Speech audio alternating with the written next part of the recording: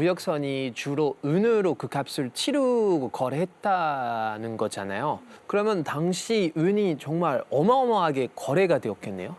그 은으로 뭐 사갔을까요, 상인들이?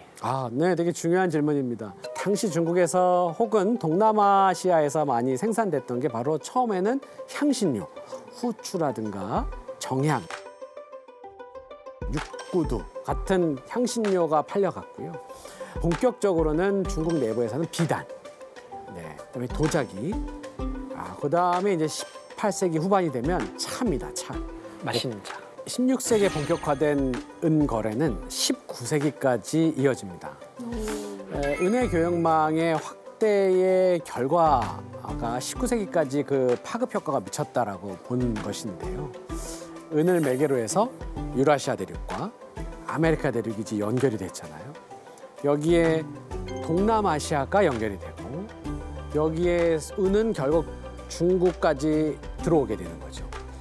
이른바 소위 지금 우리가 얘기하는 세계무역이 이 당시에 형성이 되어서 굉장히 다양한 루트로 풍부해지면서 오늘날 우리가 살고 있는 세계 경제의 원형이 이 당시에 은을 통해서 마련이 되었다라고 보는 겁니다. 그런데 이 글로벌한 연결, 즉 커넥션이라고 하는 게 꼭 좋은 결과만 가져왔을까요? 그렇지는 않은 것 같아요. 한 가지 사례로 명나라는 은경제의 혜택을 많이 받아서 경제적으로 막 발전을 해나가는 그런 나라였지만 17세기에 들어와서 명나라가 왜 갑자기 멸망했을까라고 하는 요인 중에 바로 17세기 전반에 갑작스럽게 아메리카 대륙에서 생산된 은의 유입이 감소됐던 것으로 인한 피해를 들기도 합니다.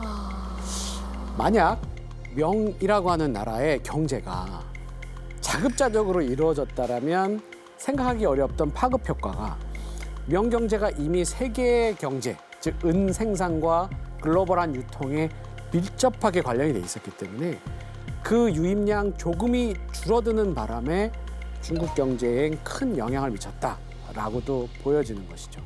오늘날 우리가 세계 경제를 생각하는 이른바 나비 효과와도 같은 그러한 현상들이 이미 16, 17세기부터 구조적으로 만들어진 것이 아닌가 이렇게 볼 수 있는 이유입니다.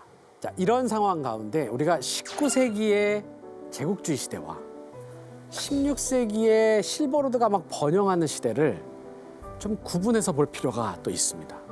자, 19세기 제국주의 시대는 힘의 우위가 한쪽, 즉 서구 쪽으로 이미 많이 기울어진 것이죠. 그러나 실버로드는 다릅니다.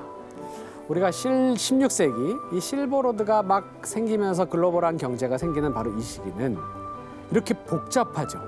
다양합니다. 이런 이유는 동양과 서양이 힘의 쏠림 현상이 아직은 발생하지 않았기 때문입니다. 그래서 이 시기를 어떤 학자들은 동반자의 시대다라고 얘기를 하는 거예요. 유럽인들이 함께 와도 동반자가 있어야 활발하게 교류를 할 수 있었기 때문에 교역이 일정한 균형을 맞출 수 있었다. 즉 동아시아와 유럽이 한쪽으로 치우치지 않는 힘의 균형이 이루어지는 시기였다라고 보는 거죠. 자, 21세기에 지금은 또 어떻습니까? 우리가 19세기에 힘의 균형이 한쪽으로 치우치면서 이른바 제국주의 시대, 식민지 시대를 거의 100년이 넘게 경험을 했었죠.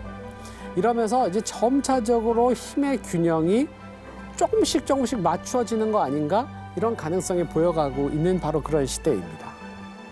어느 한쪽이 압도적이지 않은 그러한 시대를 만들어가기 위해서는 조금 더 유별난 의도적인 국제적인 협력이 필요하다고 생각이 들고요.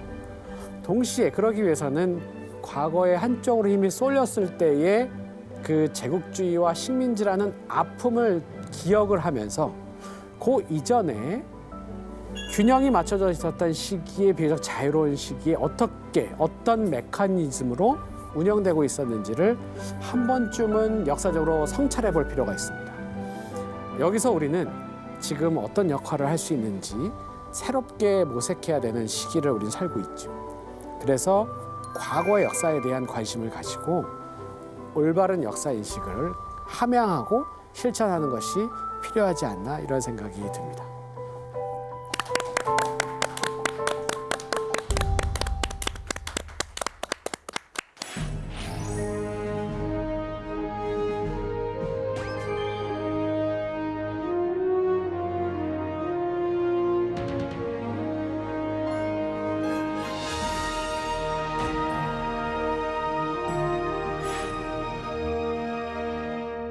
네, 말씀 참 재밌게 잘 들었습니다.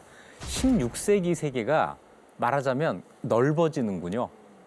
유럽과 아시아, 아메리카 대륙까지 연결되는 교역망이 이때 생긴다는 건데 이 복잡하게 얽혀 있고 확장되는 세계의 중심에 은이 있었다고 하는 이런 말씀이셨습니다.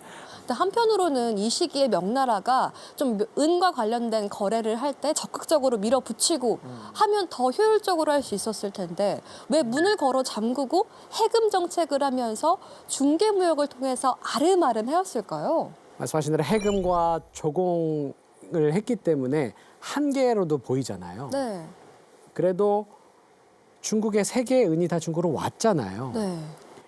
그럴 정도의 매력과 경제 규모를 가지고는 있으면서도 적극적으로 나아가면서 생길 수 있는 쿠데타라든가 어떤 경제의 버블 현상으로 인한 급작스러운 폭락을 방지하기 위한 그러한 것이 바로 이른바 조공 체제와 해금이라고 하는 두 카드를 가지고 적절하게 그 사회를 유지하지 않았나라고도 해석할 수 있을 것 같아요. 네, 아까 강연 중에 그 힘의 균형을 말씀하셨는데 지금 교수님 생각하시는 어떤 그 균형, 세계 평화의 전제가 되는 그 힘의 균형은 어떤 모습이 될까요? 그 당시에 말씀드렸던 것처럼 힘의 즉 총력전이 지금 벌어지지 않고 있고 적절한 그 무관심 내지는 난 별로 관심이 이렇게 많지 않아 라고 보이는 것 안에서도 굉장히 자유로운 교육들이 또 이루어졌단 말이죠. 근데 지금 이미 다 서로를 너무 잘 알고 있고 이미 한 번 정도는 다 총력전을 다 해본 경험이 있는 상태에서 어떻게 다시 과거로 돌아갈 수는 없을 것 같죠.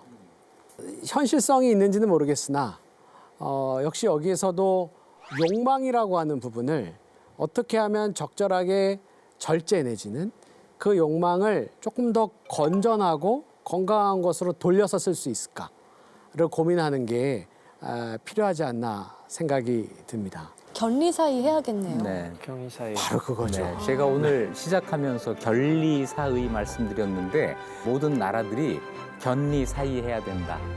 이 국익만을 추구하지 말고 모든 나라가 함께 평화롭게 살 수 있는 이런 세상을 만들 생각을 해야 된다.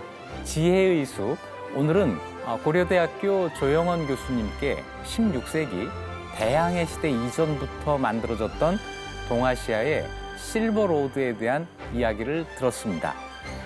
저희는 다음 이야기로 다시 찾아뵙겠습니다.